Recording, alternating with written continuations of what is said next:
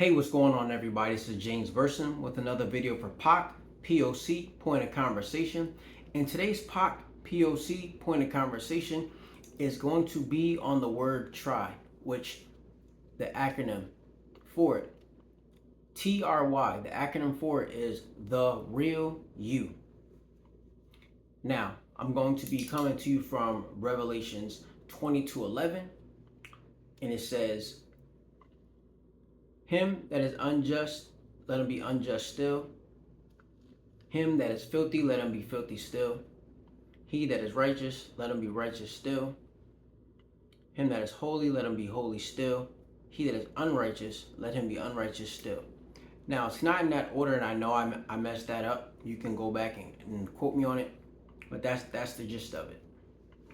Now, the point of try and the acronym for try, the real you. Put this question out there.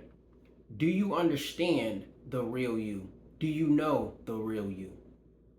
Why do I ask? Because there's a difference, a huge and a very clear difference between who you really are and the perception that people have of you. So I asked this question, and I ask it because I would like feedback, and I would like people to put in the comments. Do you understand the real you?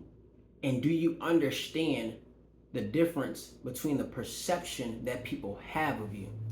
Because the perception that people have of you, it could have been wrong place at the wrong time, and they seen you do something, and their perception of you is completely different than who you really are, who God called you to be, who you are as a business person, who you are as a friend, who you are as a husband, who you are as a wife, who you are as a father, who you are as a mother, who you are as a company owner, as a business person, all of those things.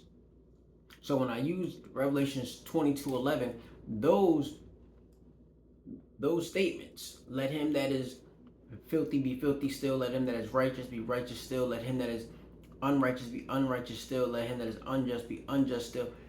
Those things are on those lists because you fall into one of those categories. And it's saying if you are in one of those categories, be you and know that you are that, and know that you do serve God's purpose regardless of the perception that people have of you.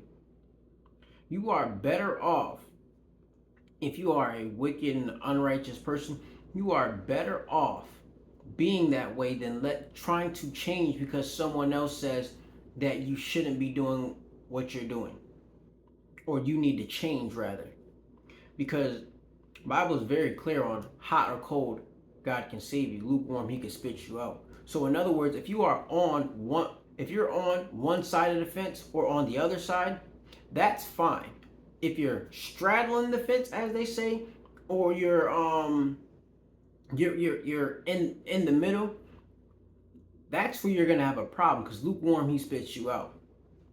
Now, I didn't give the scripture for that, but you can look that one up. Hot or cold, God can save you. Lukewarm, he spits you out. Now, that's important to note who you are, because what you'll understand about yourself is if you're somebody that really doesn't drink, you don't really party much, you don't smoke, you go out to the bar, you go out to the club, people are going to notice that you are out of place. They can read the room. Why? Because they're there all the time. And even people that look at you that they're not supposed to be there, they know you're not supposed to be there. That's why they approach you. They see, they don't come out to the bar, they don't go out to the club, they out of place. That's when you get tried. And that's when you're going to see the real you. Why? Because you don't fit in. You don't belong there. That's like somebody that does go out to the club, that lives that life. It's like trying to bring them to Bible study and get them to understand what's going on, knowing that they probably never picked up a Bible a day in their life, or even if they have, they made a choice to go the opposite direction because of the way that they grew up and heard about the Bible. They don't agree with it. So they're bringing them to Bible study is pointless. You do more harm for them than good, because what you're actually going to end up doing is you're actually going to end up condemning them or making them feel like you're condemning them for their behavior or their lifestyle.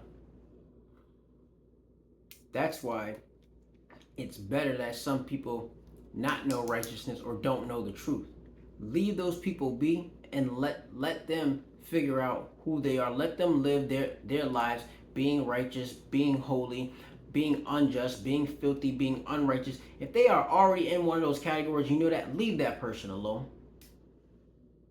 That's how you understand the real you. When you try to do something that you normally do not do, you'll see who you really are, and you'll see why you should stay in your lane and continue down the path that you're on, because you don't fit in those other groups, in those other sects. You don't fit there. You fit right where you're at. Trying is the real you. When you try to do something opposite of what you normally do, or you're going out of your way, when you're out of the character that people know you to be, that's when you'll see the real you, because you don't fit in. It doesn't work for you. So like I said, I asked that question. Do you understand the difference between who you really are and the perception that people have of you? Because all it takes is a bad moment or a bad situation for somebody to draw a picture or paint a picture of you that is not real. And you have to be able to press forward and live your life regardless of that. Put it in the comments if you understand who you really are versus the perception that people have of you. The label that people put on you versus who you are. That's whether it's in business, life, relationship, as a father, mother, husband, wife, uncle, whatever the case is. If you know who you are, put it in the comments. How did you find out who you really were? This is James Burson with another video for P.O.C, Point of Conversation, over and out. Shalom, everybody.